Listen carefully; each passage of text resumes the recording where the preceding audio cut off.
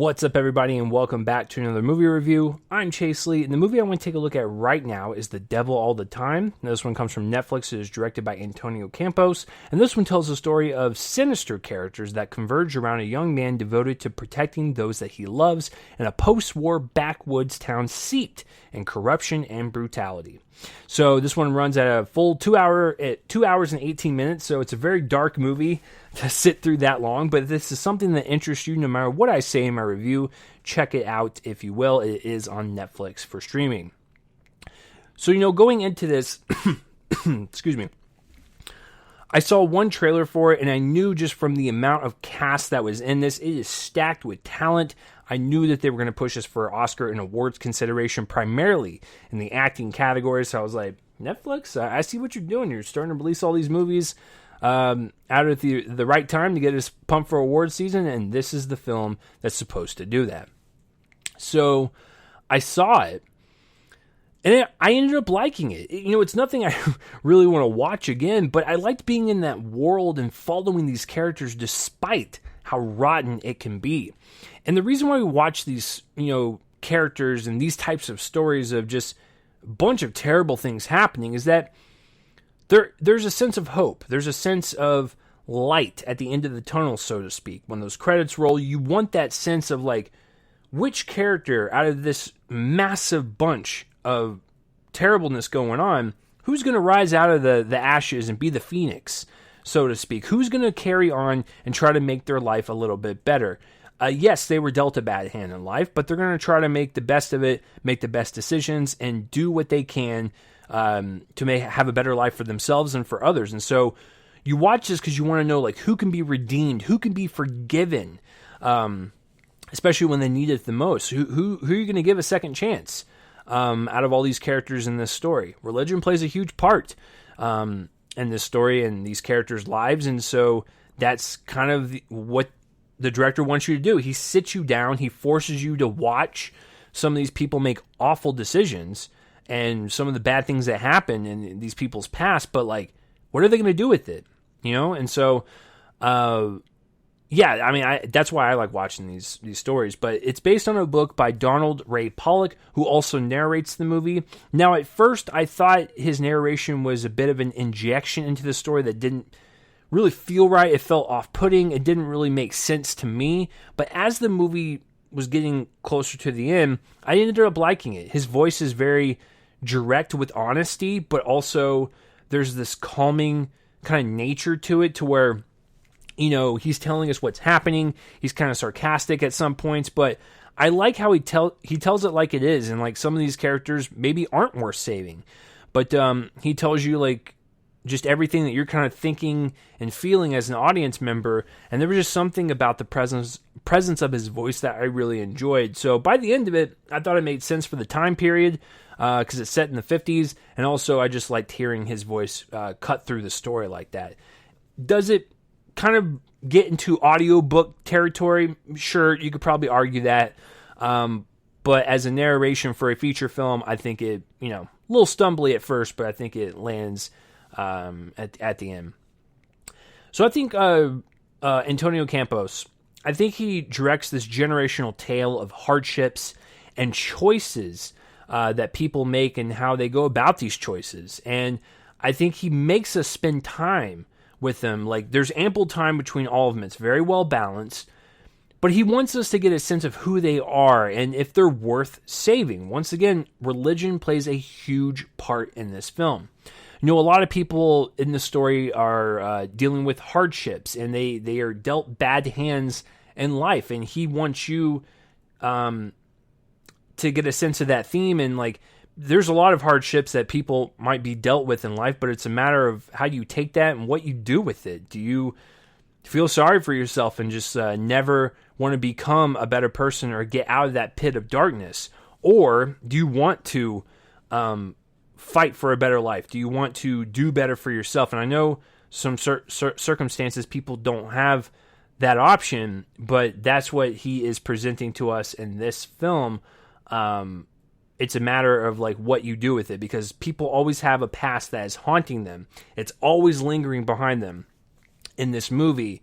But do you fall into the footsteps of your past, or you try to overcast that shadow and let it be in the past, type of deal. So a lot of stuff that he's just kind of balancing and kind of working as a puppet master in this film, and I really did think it was well balanced in terms of character and story arcs and what we are following. Like I said, religion plays a huge part, and it's actually portrayed very awful for the most part. There's a lot of people that take advantage of the religious kind of presence and being a inspirational figure to people, and they take that and they use it for their own selfish reasons, or just absolute just corruption or brutality, as the plot listed. But there's a lot of instances in this film that makes religion look very, very bad when people take advantage of it, and also give people a lot of faith and hope in bad situations and how people just use religion, whether it be good or for bad. But yeah, I think it's great town building and character building. He makes us spend time with each of them, and you feel like you're on each one of their journeys, either into the pit of darkness or trying to get out of it. And so I get a real sense of community in this film with everyone in the town, and it really makes for the world building and the atmosphere of the film seem palpable. So the cast is massive, and each one of them brings their own subtle flair to the role, making the whole thing feel balanced and cohesive, like I said earlier. No one overshadows the other, and my personal favorite is Bill Skarsgard, and I'm going to list a couple of more favorites, but I do think there's one person that doesn't really do it for me, and I'll get to that in just a second. So Bill Skarsgard is awesome in this movie. He's a father to Tom Holland's character, but he went to war, he came back, he's got PTSD for sure. He has seen some terrible things happen on the battlefield. He marries this waitress at this diner played by Haley Bennett, and they start their family. But he feels like, as a soldier that has returned to home, he feels lost in society, and he needed that one thing to kind of get his faith back up, and he goes back into religion, and he gets a lot of help from his parents and just the people around him in his life. But unfortunately, some of the bad people using religion as an excuse to abuse people, he kind of takes the bad rhetoric that people in any religion use to the extreme, and he applies that to his daily life. He applies that to his son, and how he wants his son to grow up, and it's just really kind of rotten stuff that kind of just permeates into this man's brain. But at the same time, when you watch Bill Skarsgard's performance and his character, you can see that he's not a bad guy. He's just really wrapped up into the wrong things about religion, and it really just takes a toll on him. And I really do think, given the fact that he was in war, he has come back home, and society kind of treats him like dirt, and he's kind of just washed away, as most veterans are that do come home from war. He did feel lost, and he unfortunately just got sucked into the wrong crowd, and it really affected his family and the way he grew up his son, and how Tom Holland was going to take those traits and lessons and how he was going to apply it to his own life. And so I thought there was a lot of complexity there, and the generational effect between him and Tom Holland's character and how it can be passed on was really well thought out in terms of the character work here. But yeah, I think he is definitely my favorite performance for sure. Tom Holland is also good. A lot of the portion of his life is played by a younger version of himself, so a different actor. But when he is on screen, you can see him kind of being that beacon of hope that's cutting through all of these stories, because all these characters are all interwoven in some way, shape, or form. So they all kind of either come across each other, or they're just always a part of someone else's situation, and just and so he's kind of the one that kind of cuts through everyone, and he's like the force of good, or he's trying to be, because he's learning. Well, he has a lot of lessons that he's learned from his dad, a lot of them pretty bad in the way of handling situations, but he's trying to shake that. But he's trying to do his own thing, and there's just so much evil around him that he has to make harsh harsh decisions and do the right thing, and that might require violence sometimes in order to stop certain evil that's really just kind of coming after you. You have to do the right thing, and he's always fighting that internally, externally, and I thought it was a pretty good performance. It's very subtle. He provides the accent, the Southern accent. I think it works as well as it can, but he is a great kind of lead character to follow. He and like Eliza Scanlon also kind of like the same kind of path as characters, even though she kind of takes a different one. But it's those types of characters and performances that we love to follow because we want them to get out of this hellish situation. Riley Keough is also great as a woman who honestly was drawn into a devastating life, meeting a man played by Jason Clarke who uses her for his own sick pleasures. You know, when he kind of latches onto her, she kind of accepts and she's into this life and she really can't let go. But you know deep down, if she chose a different person to talk to at the diner that day and met someone else and had a different life, that she probably could have gone down a better path. And there was a lot of what am I trying to say?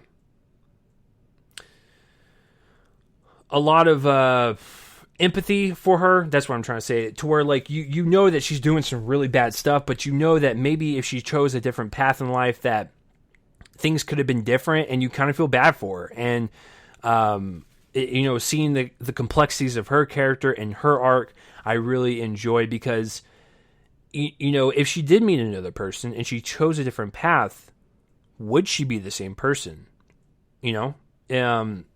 Could she be redeemed if she did that again, or could she be saved? And so those are the kind of questions that they force us to ask. And watching her character, given the situation she's in, I think she's also one of those ones that could have had a different path in life. But I loved her performance.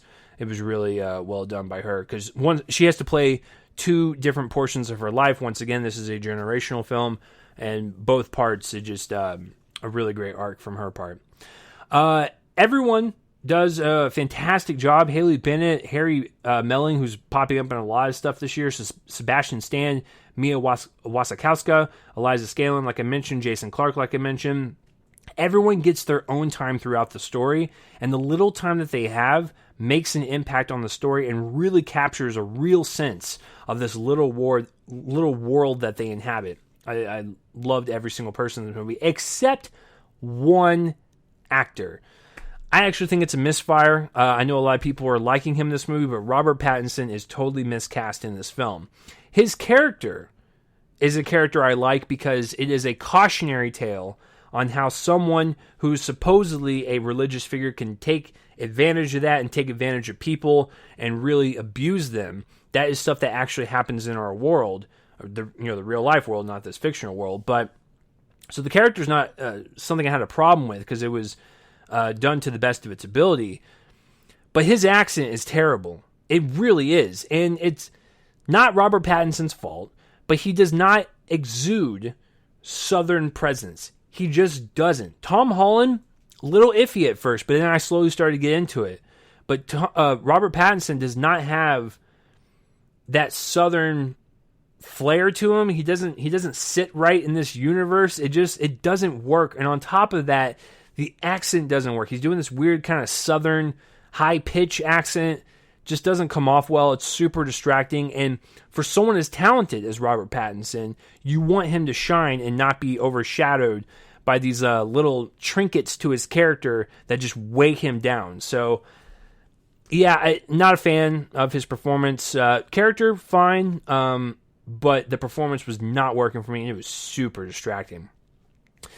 This whole movie is shot well, and I believe it was on 35 millimeter. It provides a certain grain on the image that really sets it in the 50s and adds that extra layer of authenticity. The production design is also great, making us feel transported to that time, and it was just pleasant to look at. I love anything 50s and 60s. The colors are so vibrant, and everything is just really detailed down to the costumes and everything.